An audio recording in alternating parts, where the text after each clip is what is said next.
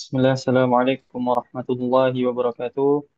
Alhamdulillah, salatu wassalamu ala rasulillah wa ala alihi wa sahbihi wa man wala ma ba'du.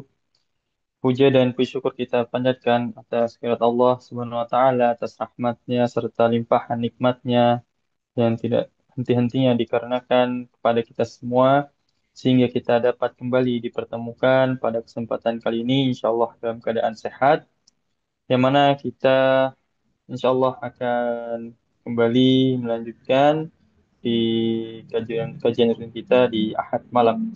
Salawat serta salam tak lupa kita haturkan kepada junjungan kita baginda Nabiullah Muhammad sallallahu alaihi wasallam serta kepada keluarga beliau, kepada istri-istri beliau, kepada para sahabat tabi'in, tabi'ut tabi'in, serta kepada umat-umatnya yang selalu mengikuti sunnah-sunnahnya hingga akhir hayat.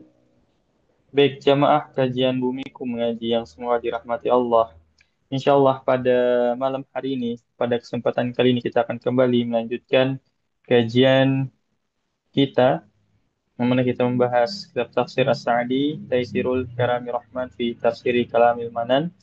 Dan Alhamdulillah kita akan melanjutkan pembahasan Quran Surah Al-A'la, yang mana kita berada pada pembahasan ketiga, akan membahas ayat ke-10 dan seterusnya.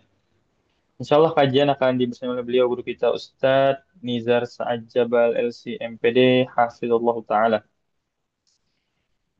Kami mengajak pada jamaah untuk ikut bergabung berdakwah bersama Bumiku Mengaji dan ikut men-share informasi kajian-kajian yang diselenggarakan oleh Bumiku Mengaji. Semoga apa yang jamaah bagikan, jamaah share pada keluarga maupun rekan-rekan dari para jamaah, Allah berikan ganjaran dengan sebaik-baik balasan. Kemudian kami informasikan kepada jamaah, insya Allah kajian kita akan terdiri dari dua sesi, yakni sesi materi dan sesi kedua yakni sesi tanya jawab, sehingga kepada jamaah sekalian yang hendak mengajukan pertanyaan nantinya bisa bertanya secara langsung dan raise hand terlebih dahulu, atau bisa menuliskan pertanyaannya di kolom chat. Bagi jamaah yang mungkin perlu privasi terhadap pertanyaannya, bisa langsung dikirimkan kepada MC. Kami memprioritaskan untuk pertanyaan yang berhubungan dengan pembahasan kajian kita, namun kami tidak menutup bagi jemaah yang hendak bertanya di luar tema. Selama waktu masih memungkinkan, pertanyaan akan terus kami buka. Baik, kemudian kami juga mengajak pada para jemaah untuk terus memperbarui niatan dalam belajar, memperhatikan adabnya dalam bermajelis, serta mempersiapkan hal tulisnya, sehingga nanti bisa mencatat banyak faedah yang akan disampaikan oleh Ustadz Nizar Saad Jabal. Insya Allah kajian akan segera kita mulai selepas Ustadz bergabung di Zoom kita pada malam hari ini.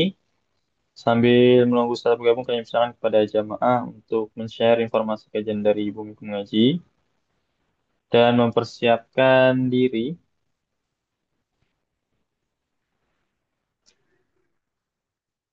untuk kajian kita pada malam hari ini. Baik, demikian untuk mukadimah kami. Untuk sementara kami pamit undur diri. Insya Allah kajian akan langsung kita mulai selepas Ustadz bergabung di Zoom kita pada malam hari ini. Baik, barakallahu fikum. Bismillah, Alhamdulillah. Ustadz sudah bergabung di Zoom kita pada malam hari ini. Kepada jemaah kami harapkan untuk bisa mempersiapkan dirinya karena kajian akan segera kita mulai.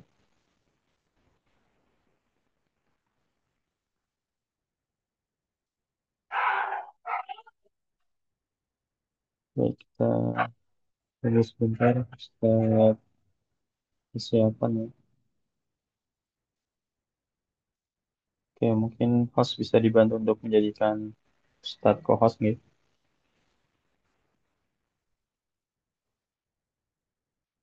Baik, baik. Alhamdulillah Ustadz sudah bergabung dengan kita. Kajian akan segera kita mulai. Alhamdulillah juga sudah kami buka. Langsung saja kita berikan kepada Ustadz Izar. Kepada Ustadz, waktu kami persilahkan. Falyatafaddal masykurah. Sampai di ayat berapa? Sekarang masuk ke ayat 10, Ustadz.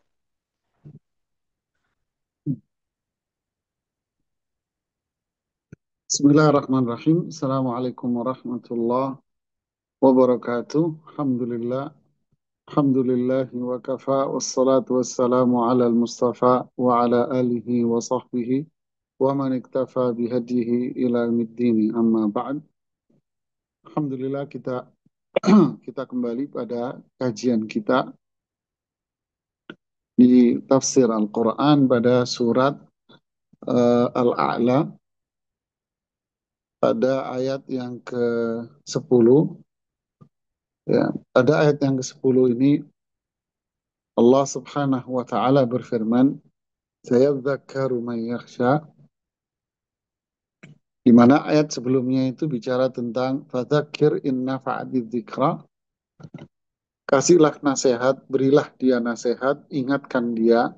Kapan kalau Anda melihat bahwa dia bakal bisa menerima nasihat Anda?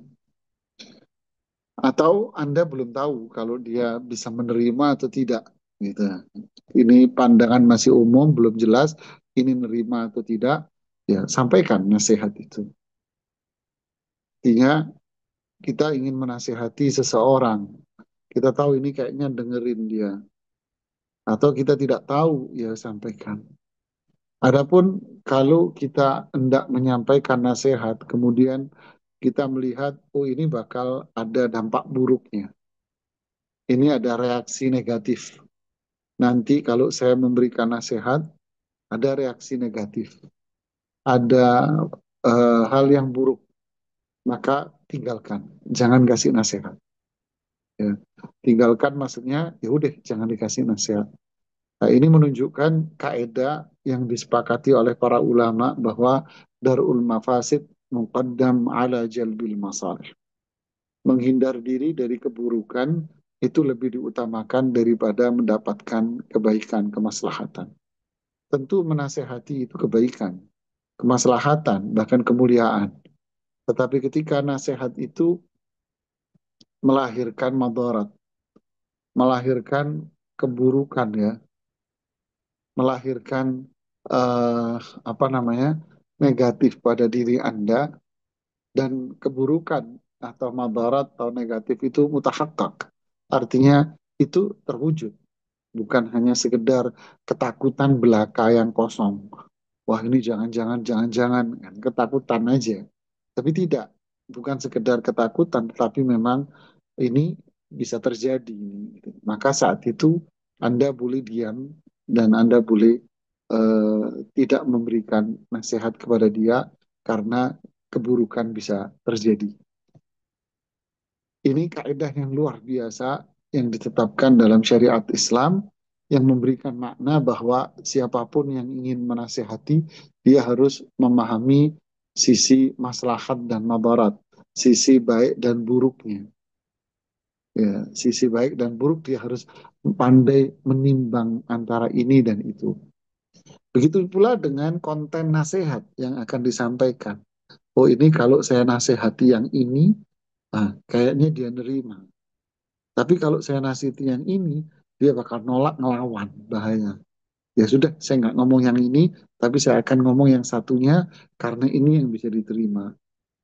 Nah, sisi inilah kepandaian untuk melihat maslahat dan madarat ini benar-benar sesuatu yang harus di di apa namanya diperhatikan benar-benar. Ya, jangan asal hantam, asal diingetin, asal ngomong, asal ini, akhirnya dampaknya berbahaya. Ya, ini juga berkaitan dengan ustadz-ustadz muda, ya, yang baru-baru lulus, kemudian dia naik-naik mimbar, masuk mulai naik mimbar dan sebagainya, dia harus memahami hal yang seperti ini dengan baik. Ya. Nah, ini juga berkaitan dengan masalah keluarga.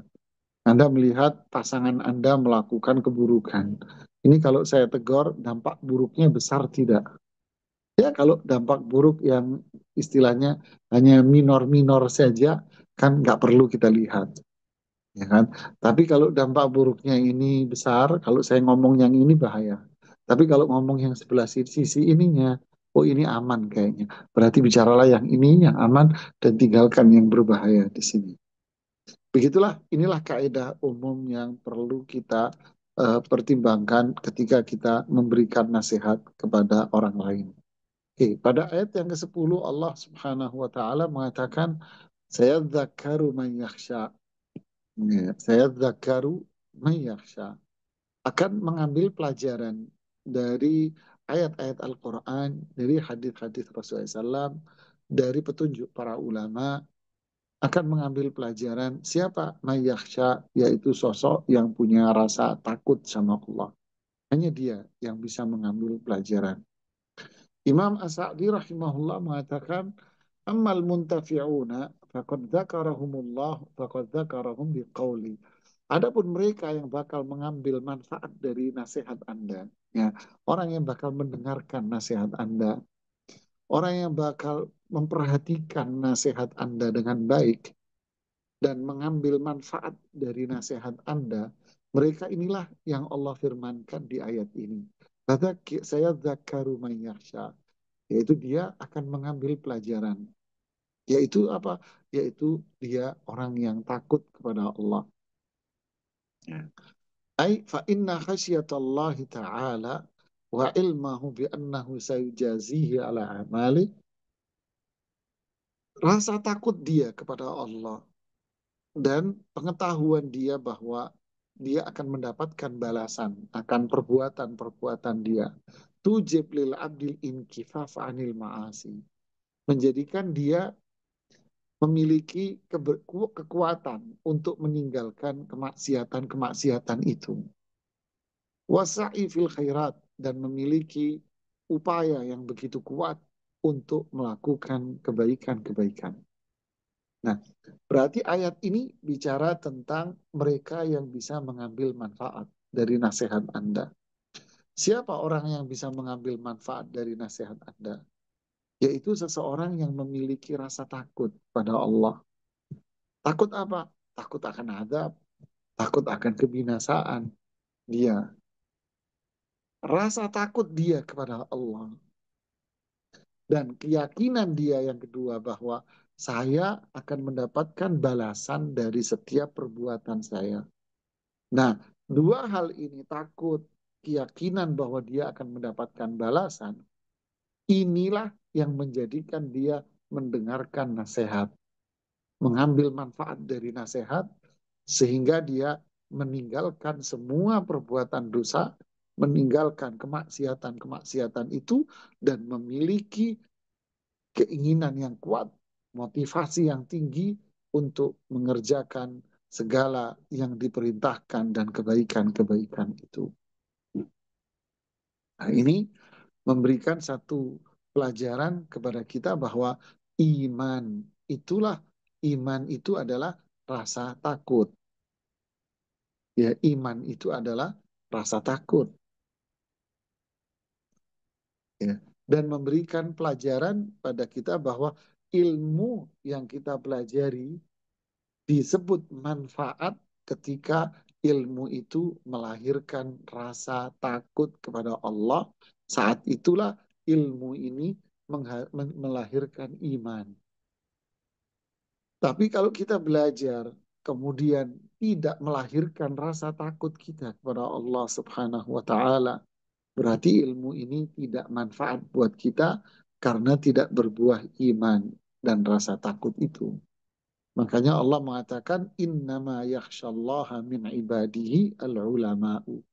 Yang takut sama Allah hanya orang yang belajar dan memiliki ilmu. Jadi kenapa saya harus aktif di majelis taklim?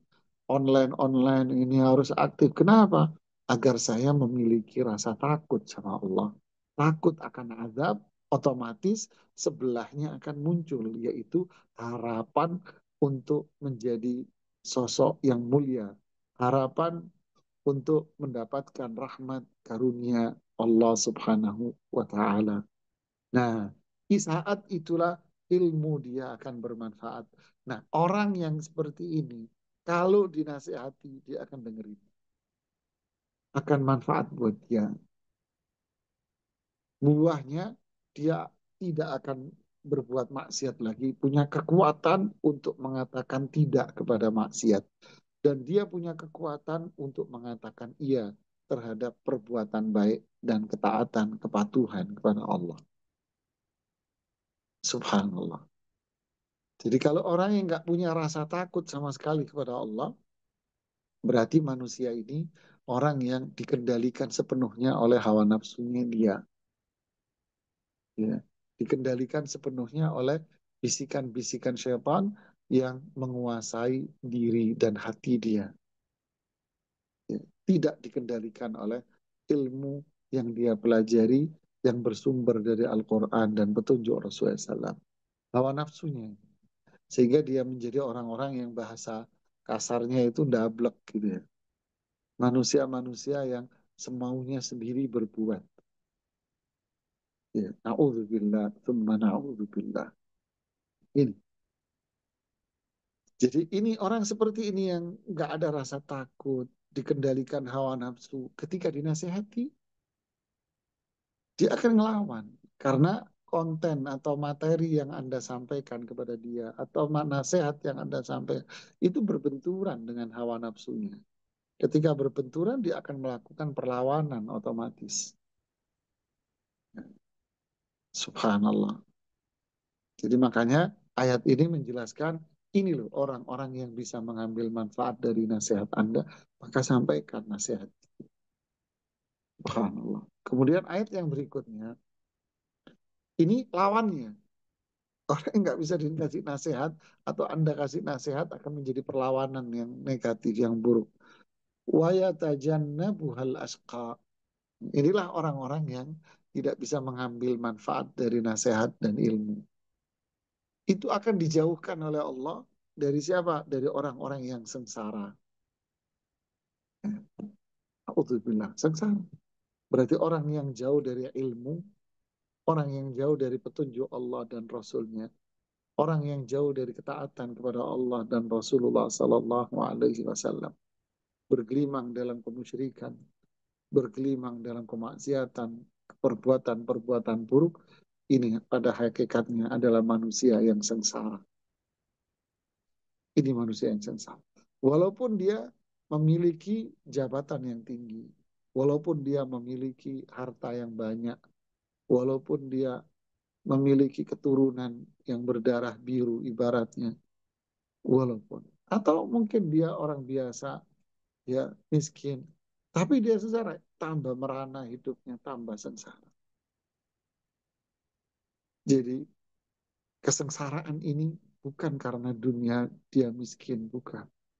Kesengsaraan bukan karena dia minim akan duniawi. Tidak, tapi kesengsaraan ini karena dia tidak mendengar petunjuk Allah dan Rasulnya. Tidak mau melihat apa yang Allah firmankan dan apa yang diajarkan oleh Rasulullah SAW. Tidak ada ketaatan, kepatuhan pada dirinya terhadap Allah dan Rasulnya. Inilah manusia-manusia yang sengsara. Waliyahzubillah. Kisah-kisah manusia sengsara ini sudah cukup banyak di dalam Al-Quran. Allah kisahkan semua. Kenapa? Walakum fil apa namanya di dalam ayatnya, dan pada kisah-kisah ini kata Allah sudah banyak pelajaran bagi kita semua. Artinya Allah ingin memberikan ini loh profil mereka-mereka yang disebut dengan manusia-manusia yang asyqa. Subhanallah.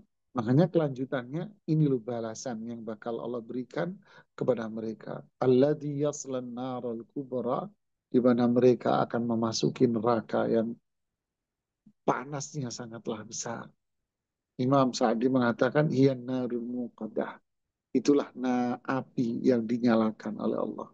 Allati tatali'u 'alal afidah, di mana apinya itu sampai membakar dan masuk ke dalam dada-dada manusia. Na'udzubillah. Biasanya kan api itu hanya membakar bagian luar. Ya, makanya kalau ini tidak, api itu akan menyentuh sampai bagian bukan panasnya saja, tetapi apinya, ya panasnya semua akan menyentuh bagian terdalam dari tubuh manusia. Na'udzubillah. Summa na'udzubillah. Saat itu ketika dia diadab oleh Allah dengan bentuk adab seperti ini, dia la yamutu fiha wa la yahya. Na'udzubillah, dia tidak akan mati dan dia tidak akan hidup. Karena di sana sudah tidak ada lagi kematian. Ya, sudah tidak ada kematian. La yamutu fiha wa la yahya. Maksudnya apa tidak mati dia hidup? Yu'adzabu adaban alima. Dia akan diadab dengan adab yang sangat pedih. Min ghairi rahatin wal istiraha.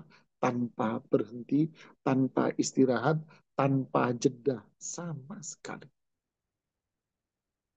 Hatta innahum yatamannawnal maut, sampai mereka itu satu titik di mana mereka itu berharap kematian. Fala yahsullahum dzalik. Tidak mungkin kematian itu ada pada diri mereka. La yuqda alaihim fayamutu wa la yukhaffaf anhum min adabiha. Mereka tidak akan ditetapkan bahwa mereka bakal mati. Enggak. Dan tidak akan diringankan adabnya. Bahkan dalam satu riwayat disebutkan bahwa adab dia semakin hari semakin nambah gridnya, panasnya semakin tinggi. Na'udzubillah. Inilah manusia-manusia sengsara yang tidak bisa mengambil manfaat dari Al-Quran, tidak bisa mengambil manfaat dari petunjuk Rasulullah SAW, tidak bisa mengambil manfaat dari nasihat para ulama-ulama kita. Tidak mau. Terus gimana dong? Apa yang dilakukan selama ini? Ya hanya memperturutkan hawa nafsu. Ya, kayak orang masuk restoran yang diikuti hanyalah apa? Ya, yang diambil ya seleranya dia aja. Ini nggak doyan, saya tinggal. Ini nggak suka, saya nggak buang. Oh, ini saya lagi nggak cocok, ya saya buang. Ini lagi nggak minat, ya saya tinggal. Semau-mau dia aja sudah. Ini yang terjadi di kebanyakan masyarakat kita sekarang ini. Ya, sampai hukum pun, hukum Al-Quran pun, hukum petunjuk Rasulullah SAW, nasihat para sahabat, ya wahyu yang Allah turunkan itu dinilai seperti kayak menu makanan. Ya kapan dia buang, dia buang. Na'udzubillah. Thumma na'udzubillah. Inilah manusia-manusia yang sengsara. Makanya hidayah itu mahal. Ilmu ini mahal sekali. Karena normalnya berarti orang-orang yang diberikan keteguhan oleh Allah untuk mempelajari Al-Quran, mempelajari sunnah, mendengarkan nasihat dari para ulama salaf kita. Ini adalah harta yang tak terhingga. Kata Imam Ibnu Qayyim rahimahullah di kitab Al-Fawaid, sebaik-baik penghasilan seseorang dan sebaik-baik nutrisi yang masuk ke dalam hati seseorang adalah ilmu yang manfaat buat dia. Dengannya dia mendapatkan kebahagiaan, manfaat, dan terhindar dari berbagai keburukan. Inilah ilmu syar'i. Inna hadzal Qur'ana yahdi lillati hiya aqwam.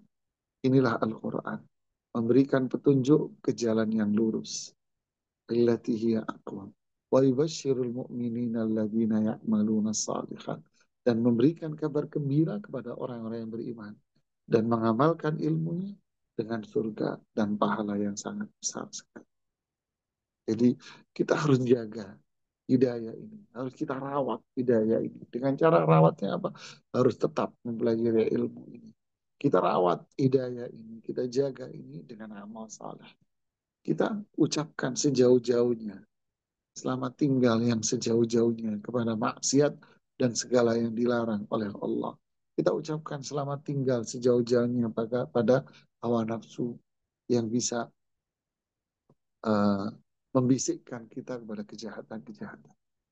Agar hati kita ini murni dikendalikan oleh cahaya Allah, yaitu ilmu yang syar'i yang bermanfaat ini. Amin. Allahumma. Kemudian yang ke-14, kembali ke orang yang mengambil manfaat dari nasihat. Qad aflaha man tazakka. Sungguh beruntung orang yang tazakka. Yaitu apa? Ai faza wa rabiha man tahhara nafsahu wa naqaha minasyirki wa zulmi wa masawi'il akhlaq. Sungguh beruntung, sukses orang yang membersihkan hatinya, dirinya dari syirik, dari kezaliman, dari akhlak-akhlak tercela. Tazakka, membersihkan hatinya, membersihkan dirinya. Dari apa? Satu, perbuatan syirik. Dua, dari kezaliman. Kezaliman itu apa? Kezaliman itu dosa-dosa besar. Maksiat-maksiat. Meninggalkan perintah Allah dan mengerjakan larangan-larangan. Ini kezaliman. Ini kezaliman. Syirik dan kezaliman, kemaksiatan bersemacam. Walladzina zalamu anfusahum, mereka-mereka yang menzalimi dirinya sendiri, itu maksiat. Wa masawiil akhlak, dan akhlak-akhlak tercela. Dia bersihkan hati dari akhlak-akhlak tercela. Apa akhlak tercela? Banyak, tapi induk akhlak tercela itu apa? Sombong. Kata Syekh, kata Imam Ibnu Qayyim, induk akhlak tercela itu adalah pertama sombong. Yang kedua hasad. Sombong, hasad. Ini adalah akhlak yang dimiliki oleh iblis. Dia merasa dirinya lebih tinggi, ya. Kemudian ketika dia disuruh untuk sujud kepada Adam, nggak mau dia. Dia merasa lebih hebat. Akhirnya muncul apa? Hasad, kedengkian sama Adam. Kenapa kok yang disuruh, kita disuruh, kenapa kok Adam yang dihormati? Kenapa Adam yang dihormati? Kenapa Adam yang dimuliakan? Harusnya saya dong. Adam baru orang kemarin diciptain, kok tiba-tiba kita disuruh sujud sama dia. Nah, muncul sombong dan hasad yang sejoli. Sombong, bangga diri, merendahkan orang, menolak nasihat, akhirnya hasad, maka lahirlah yang keempat, syahwat. Apa? Cenderung untuk memenuhi bisikan syaitan yang ada di dalam hatinya. Nah, emosional-emosional yang muncul, ghadab emosional yang didasarkan atas syahwatnya, yang didasarkan atas kesombongan, hasadnya. Ini biang dari semua akhlak tercela. Nah, qad aflaha man tazakka, sungguh beruntung orang yang membersihkan hatinya dari semuanya, dari syirik, yaitu ketergantungan kepada selain Allah.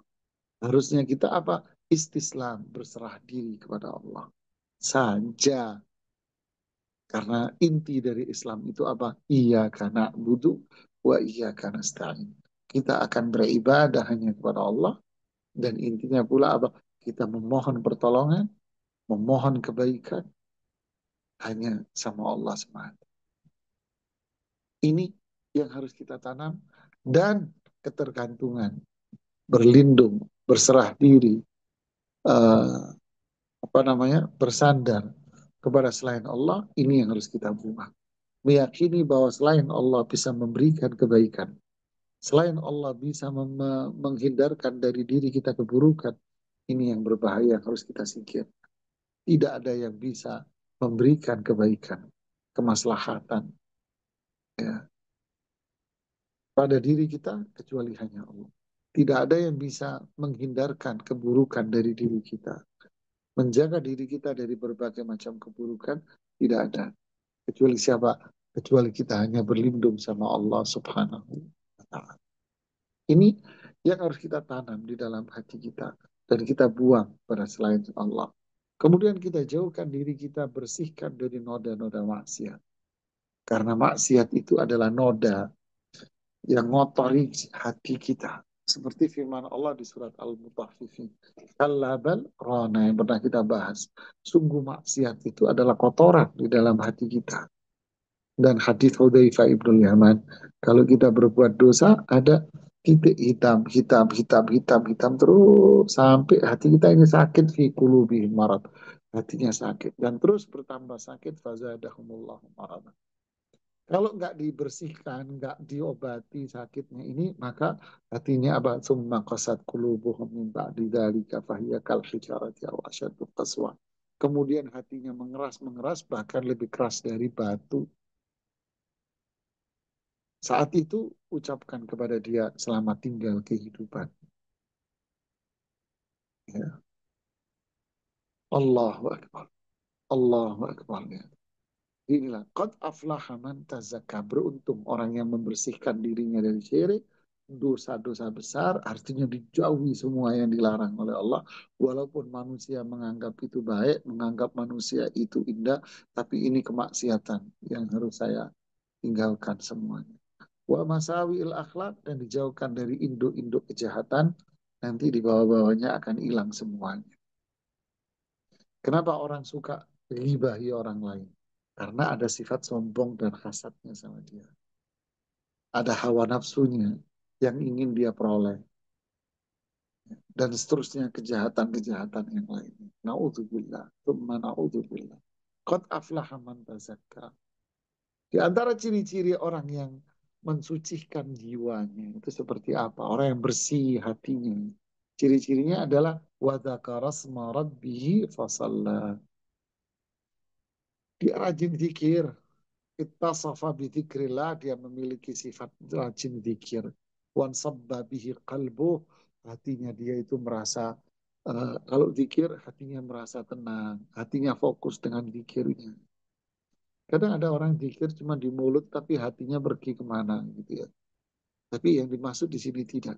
Dia berzikir dengan mulutnya, hatinya memperhatikan zikir yang dibaca oleh mulutnya. Terjadi ikatan yang begitu kuat antara hati dengan mulutnya. Justru yang menggerakkan zikir dia di mulutnya itu hatinya. Dan hatinya pun akhirnya menikmati zikir yang diucapkan itu tadi. Fa'aujaba dzalik lahu dzalikal amal bima yurdillah. Akhirnya hal itu menjadikan perbuatan dia itu diridhoi oleh Allah Subhanahu wa taala. Khususan dan zikir yang paling mulia adalah sholat. Nah, sholat itu kan doa dan zikir ya. Allati hiya mizanul iman. Di mana sholat itu kan menjadi tolak ukur imannya seseorang. Inilah makna dari ayat ini. Jadi, wa dzakara asma rabbi fasalla. Dia berzikir dan sholat.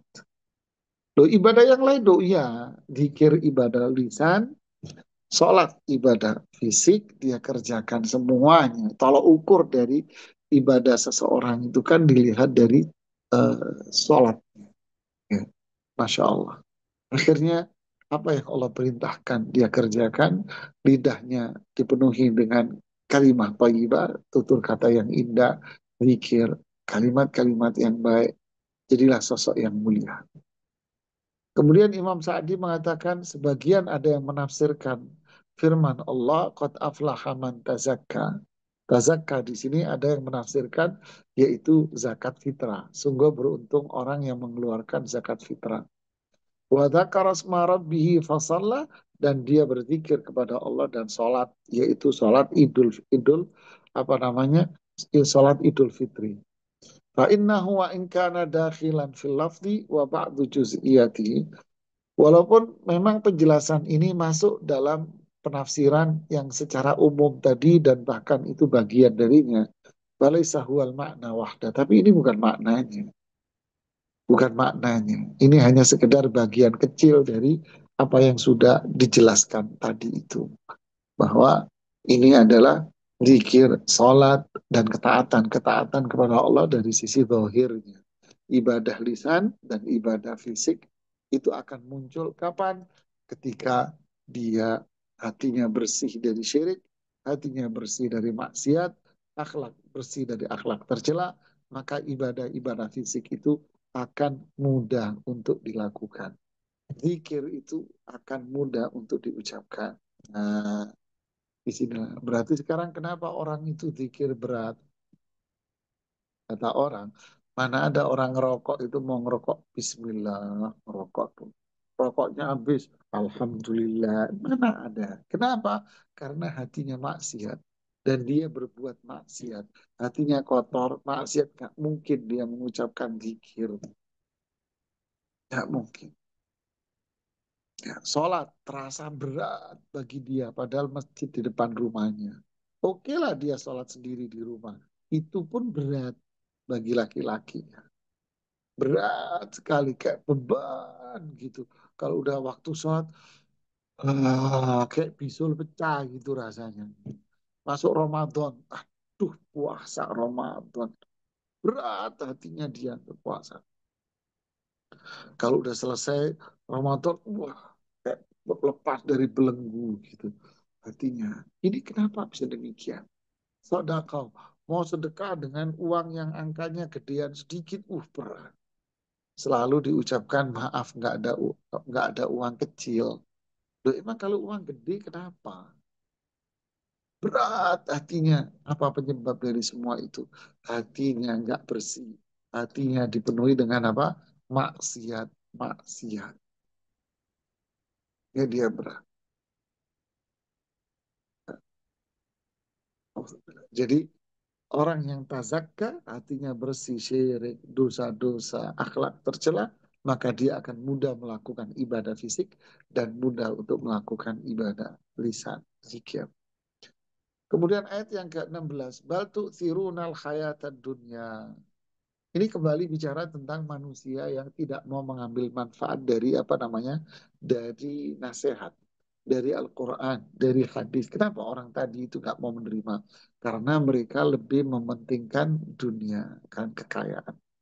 Itu dimuna halal akhir. Dia lebih memang ini cepat saji ini dunia. Akhirat, aduh jangan ngomong akhirat deh, nggak kelihatan kok. Yang ini aja yang kelihatan, duit, harta, indah semuanya.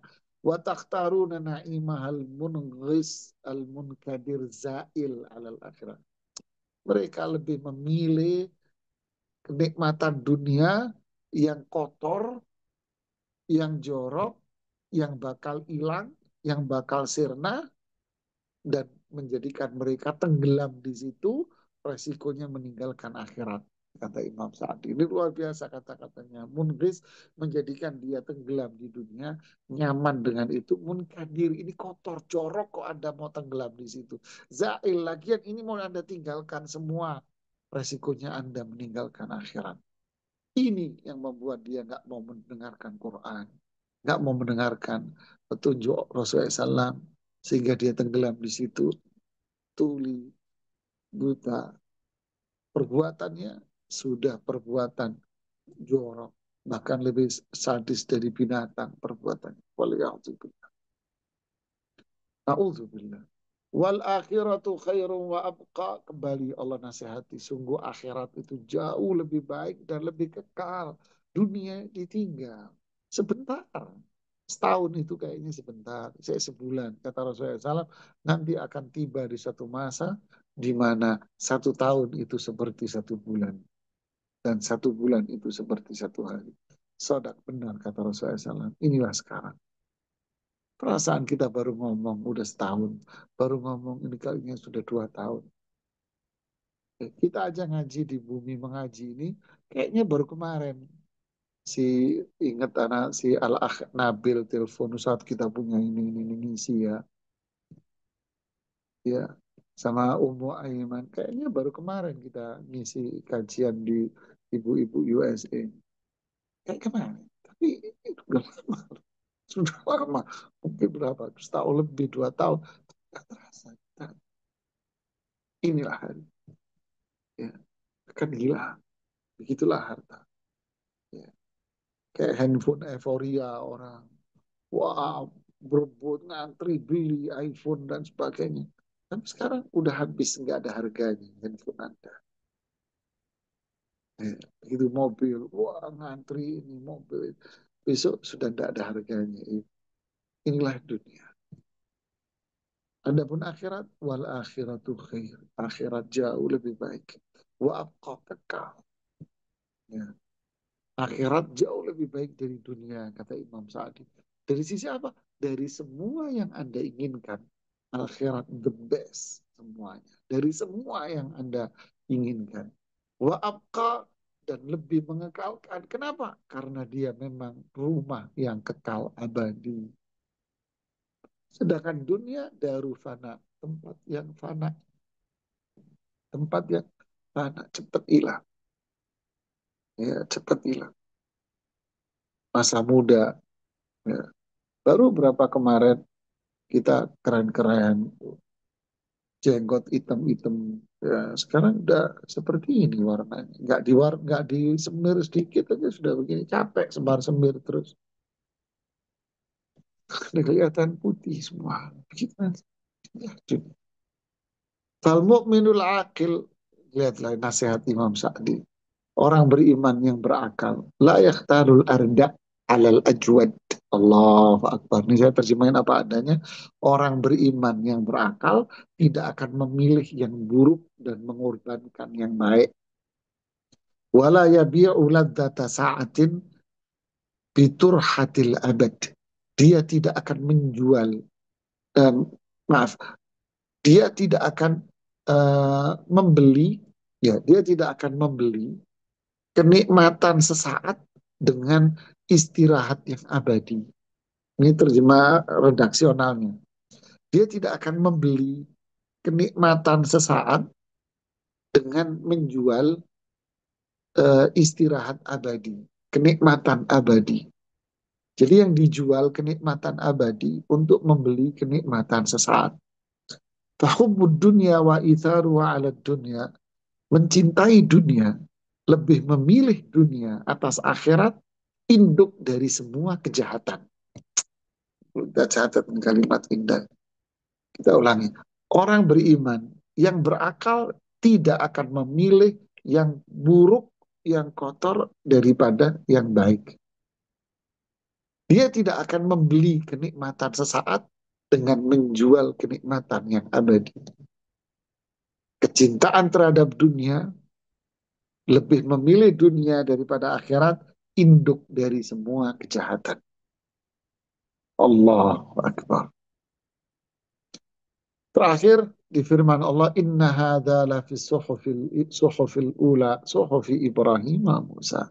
Inna hadza, sungguh semua yang disebutkan oleh Allah di ayat Al-A'la ini, baik perintah-perintah untuk berbuat kebaikan dan cerita-cerita yang baik, motivasi-motivasi semuanya, perintah-perintah Allah, anjuran-anjuran Allah untuk berbuat kebaikan, semuanya ini lafis suhufil ula, ada pada lembaran-lembaran yang dulu, ada pada kitab suci yang dulu. Seperti apa? Seperti kitab sucinya Nabi Ibrahim, seperti kitab sucinya Nabi Musa.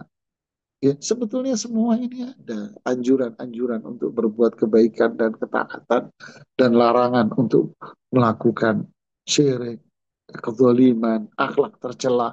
Semuanya ada ini semua. Untuk apa? Untuk kemaslahatan manusia. Ya, untuk kemaslahatan manusia di setiap zaman dan setiap tempat. Ini akhir dari tafsir kita di surat Al-A'la ini. Kita akan masuk berikutnya insya Allah pada tafsir eh, selanjutnya, yaitu surat Al-Ghasyiyah. Wallahu ta'ala a'lam bissawab. Silakan, barangkali ada pertanyaan atau hal yang perlu didiskusikan.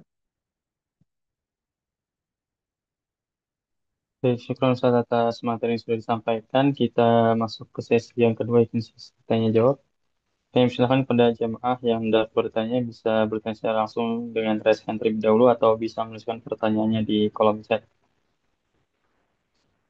Kami silakan pada jemaah bisa mengajukan pertanyaan dan memanfaatkan waktunya.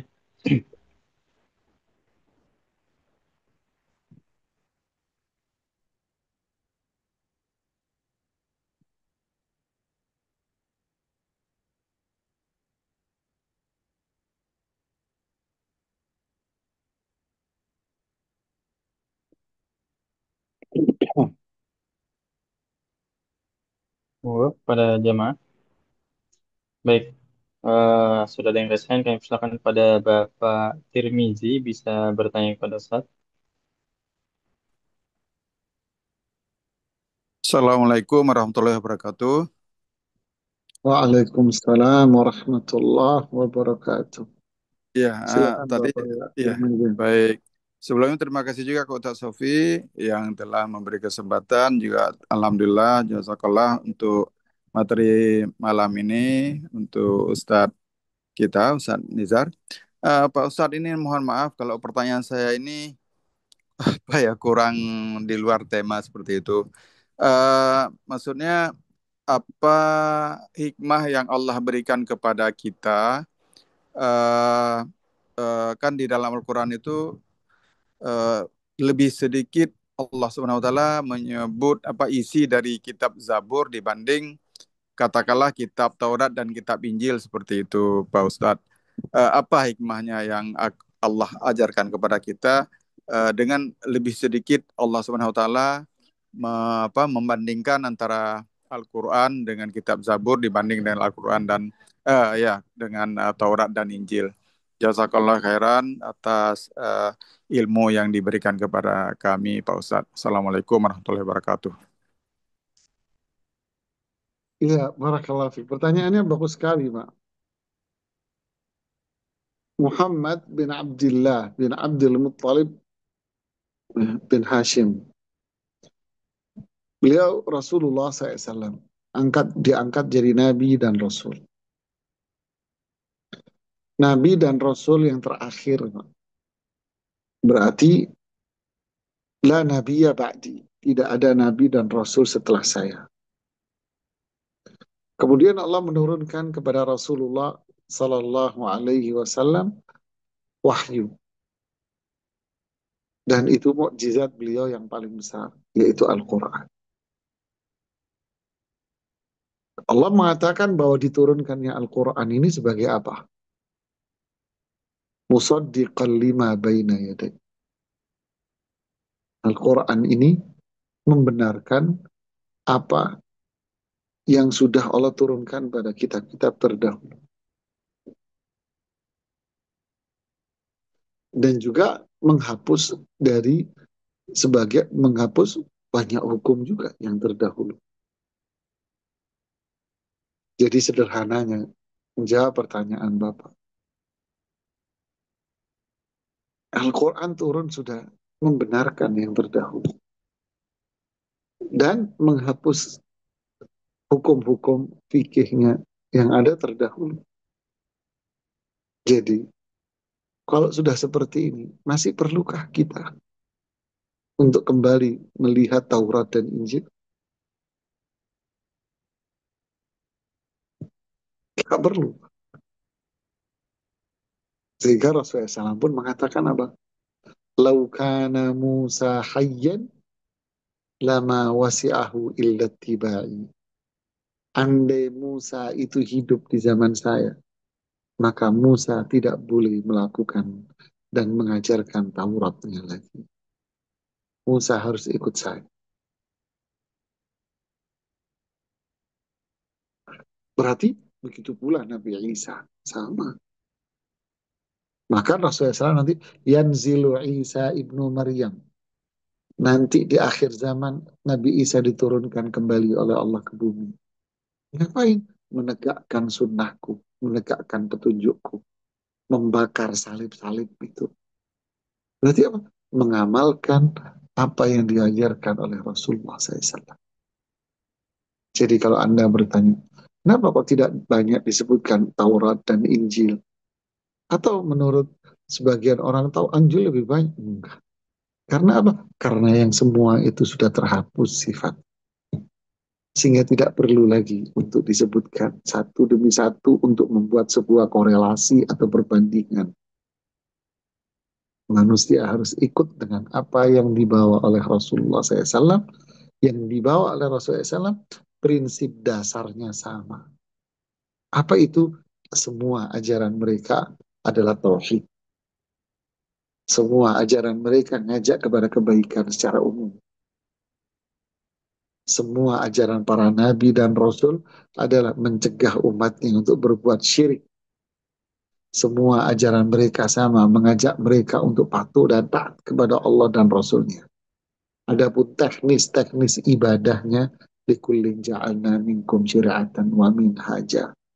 Ya, teknis-teknis ibadahnya setiap dari mereka punya cara sendiri-sendiri. Nah, dengan diutusnya Rasulullah SAW, turunnya Al-Quran berarti teknis mereka sendiri. Nabi Syuaib juga ada sholat seperti yang dikisahkan oleh Allah. Berarti kitab sucinya Nabi Syuaib diceritain dong di Quran. Qalu ya Syuaibu as-salatuka ta'muruka an natruka ma ya'budu aba'ana au an naf'ala fi amwalina ma nasha'.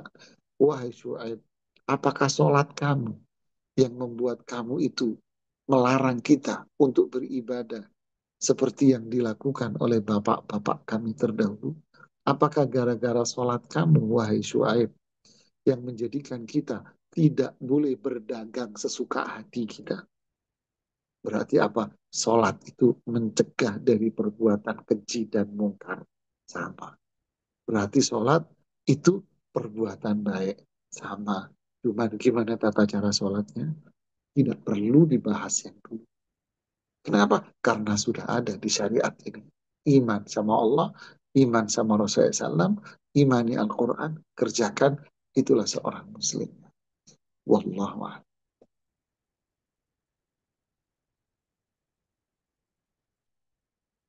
Ya, berikutnya. Baik, syukron Ustaz atas jawabannya. Kami persilakan kepada Ibu Dida untuk bertanya kepada Ustaz. Eh, Bapak Ustaz, Nama Assalamualaikum apa? warahmatullahi wabarakatuh. Bapak Dida. Assalamualaikum warahmatullahi wabarakatuh. Izin Assalamualaikum bertanya, warahmatullahi Ustaz. wabarakatuh. Ya, Sebelumnya silahkan. mohon maaf kalau ini di luar tema. Hmm.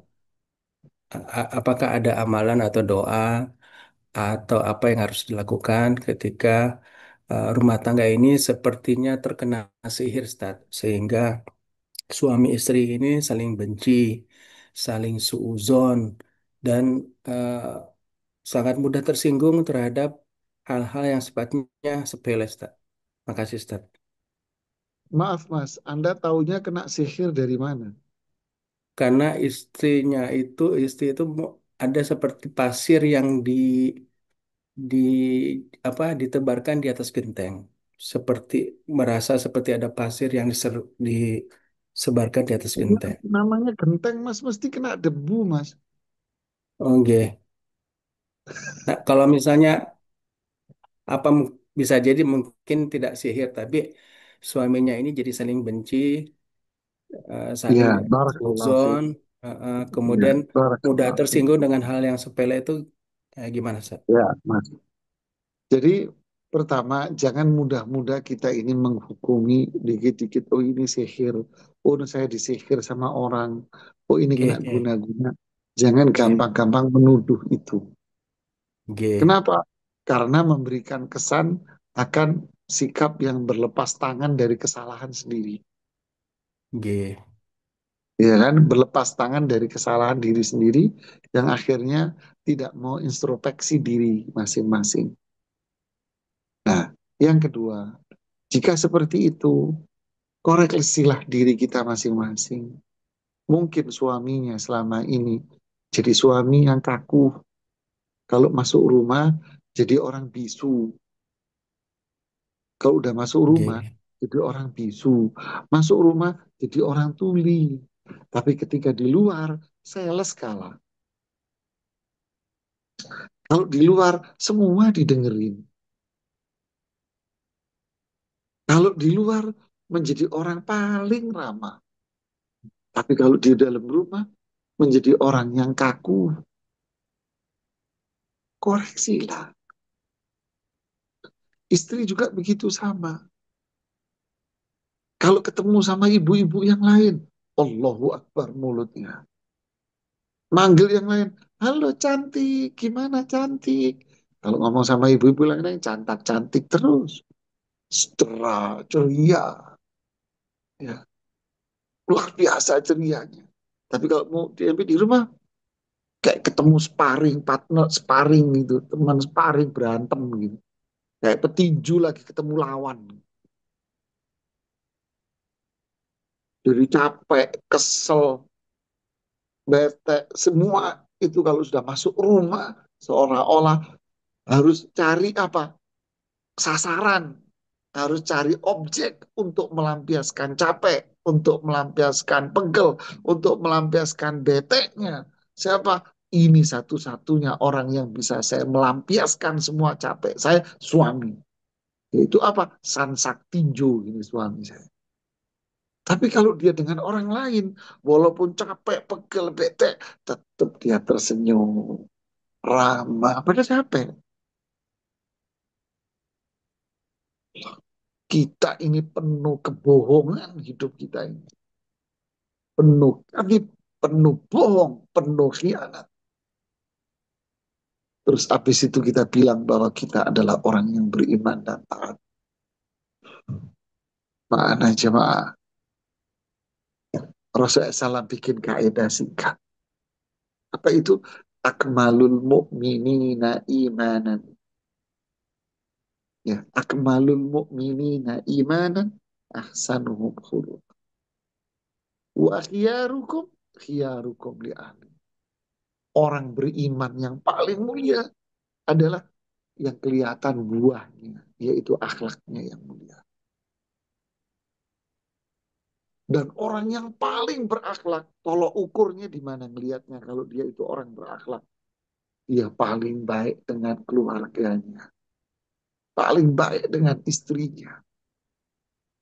Kalau kita baik sama teman, santun sama teman, lembut sama teman, ceria sama teman, care sama teman, semuanya sama teman baik. Kemudian kita sama keluarga, bisu, tuli, saklek, kaku muka. Berarti kita bukan orang yang berakhlak. Berarti kita bukan orang yang beriman, Mas. Berarti harusnya orang yang paling layak untuk mendapatkan kelembutan, kesantunan, kebaikan, keceriaan, senyuman manis. Siapa? Istrimu dan suamimu, Mas. Bukan orang yang di pinggir jalan, Mas. Ini fenomena di mana-mana. Satu lagi, kita mudah memaafkan kesalahan orang, mudah melupakan kesalahan orang. Kita pandang sebelah mata kesalahan orang, seolah-olah teman kita, orang terdekat kita, orang yang nggak punya salah. Tapi giliran berhadapan dengan pasangannya, aduh, belek satu sedikit di sini, tahu belek, belek satu di sini, seolah-olah dia orang yang punya keburukan yang luar biasa. Saya sulit memaafkan dia, Ustaz. Tapi kamu mudah memaafkan orang lain. Kepalsuan, kepalsuan. Saya pernah membuat, saya uji. Suami istri berantem, ngadep saya. Berantem dua-dua ngadepin saya. Lalu saya ambil kertas putih, lalu saya bikin, saya coret-coret. Coret-coretnya cuma lubang-lubang hitam-hitam aja. Ya, saya bikin noda-noda hitam, hitam, hitam, hitam, hitam, hitam, hitam di kertas putih. Oke, saya buka, saya tunjukin ke suaminya. Mas, kamu melihat ini apa? Warna apa, Mas? Suaminya bilang, putih, Ustaz. Cuman ada titik-titik hitam. Oh, normal berarti dia. Saya nggak ngomong apa-apa. Ini apa? Putih, Ustaz. Cuman ada titik-titik hitam. Giliran yang ceweknya, istrinya, perempuan nih, perempuan. Anda melihat ini apa? Hitam, Ustaz. Allah quwata illa. Padahal hitamnya sedikit, titik-titik hitam, Ustaz, semuanya. Mbak, hitam mana hitam, Mbak? Kan putih. Iya sih, Ustaz. Ya, akhi, kenapa kita kok gampang memaafkan orang?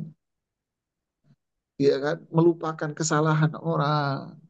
Tapi giliran kesalahan pasangan Anda, kalah Badan Intelijen Nasional. Di data tanggal sekian, dia begini. Tanggal sekian, dia begini. La haula wala quwata illa. Ya akhi fillah, sadarlah. Orang yang paling layak untuk mendapatkan kebaikan dari kita adalah pasangan kita dan anak-anak kita. Camkan itu. Jangan cari kambing hitam Anda. Ya, barakallahu fikum. Wafi barakatuh Ustaz. Jazakumullah khairan Ustaz. Oke, Oke, berikutnya. syukur atas jawabannya. Kami bacakan pertanyaan yang masuk. Bismillah, Afwan Ustadz izin bertanya. Jika memilih akhirat membuat kita dijauhi oleh banyak orang, padahal kita saat itu butuh mereka. Misalkan saat menjadi mahasiswi di sebuah perguruan tinggi negeri, ketika diharuskan belajar bersama dalam sebuah kelompok, mereka malah mengabaikan kita dan tidak mau bekerja sama.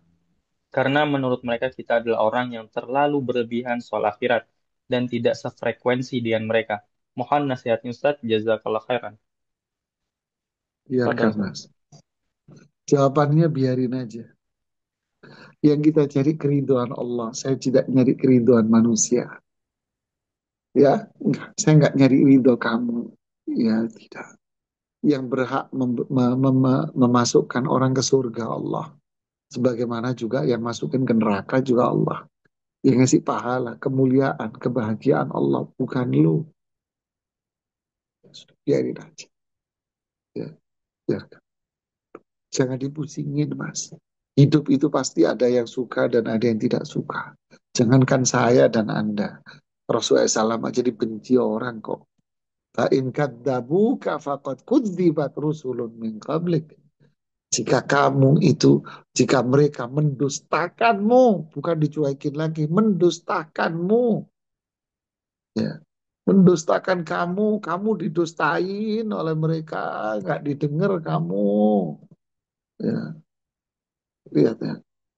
Fa'in kadzabuka faqad kudziba Waqad kudziba rusulun min qablik. Jika mereka mendustakan kamu, wahai Muhammad, ingat, rasul-rasul dan nabi-nabi sebelum kamu juga sama didustain sama orang. Padahal apa?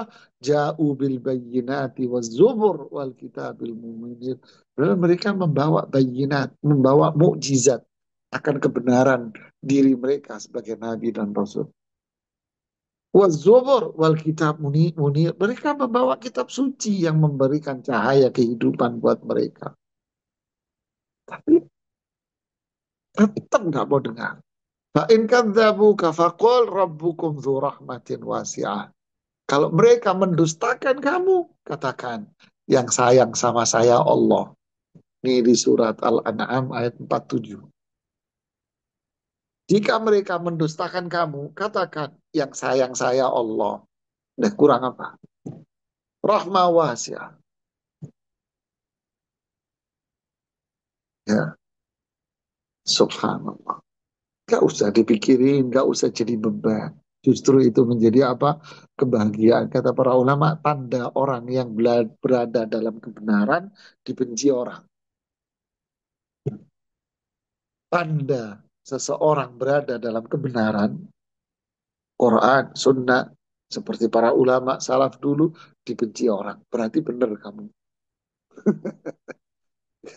Wallahu a'lam. Kemudian berikutnya,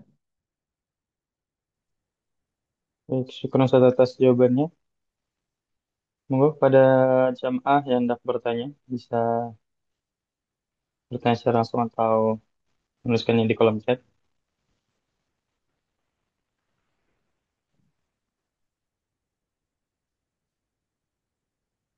Oke, sepertinya sudah kayaknya tidak sudah ada nggak yang ada. masuk. Sorry, Alhamdulillah. Ustaz.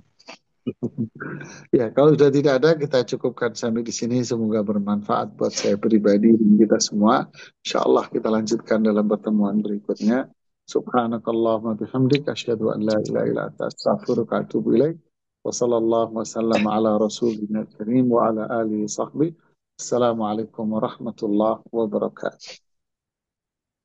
Waalaikumsalam warahmatullahi wabarakatuh. Jazakumullah khairan Ustaz atas materi yang sudah Ya, disampaikan ya. serta jawaban dari pertanyaan yang diajukan oleh jemaah. Baik, kami juga ucapkan jazakumullah khairan kepada jemaah yang sudah dapat hadir di kajian kita pada malam hari ini. Semoga apa yang Ustaz sampaikan tadi bisa menambahkan keimanan kita serta ketakwaan kita kepada Allah dan menambahkan hazanah ilmu kita sehingga faedah-faedah bisa kita amalkan dalam kehidupan sehari-hari dan kita bikin kepada orang di sekitar kita. Baik, mari kita tutup kajian kita dengan doa kafaratul majelis. Baik, sebelum kami tutup, kami informasikan bahwa insya Allah besok di hari Senin akan ada kajian rutin kita yang akan diisi oleh Ustadz Ali Hasan Bawazir, yang mana akan mengkaji, membahas tema tentang Sirah Nabawi, tentang dihancurkannya berhala Lata. Oleh karena itu kami mengajak pada jamaah untuk bisa hadir di kajian besok hari dan ikut membagikan atau men-share informasi kajian tersebut. Baik, demikian kami selaku panitia dari Bumi Kemajuan mengucapkan permohonan maaf jika terdapat kekurangan dalam penyelenggaraan kajian pada malam hari ini. Kami pamit undur diri. Wassalamualaikum warahmatullahi wabarakatuh. Kami silakan pada jamaah balik dari meeting. Barakallahu fikum.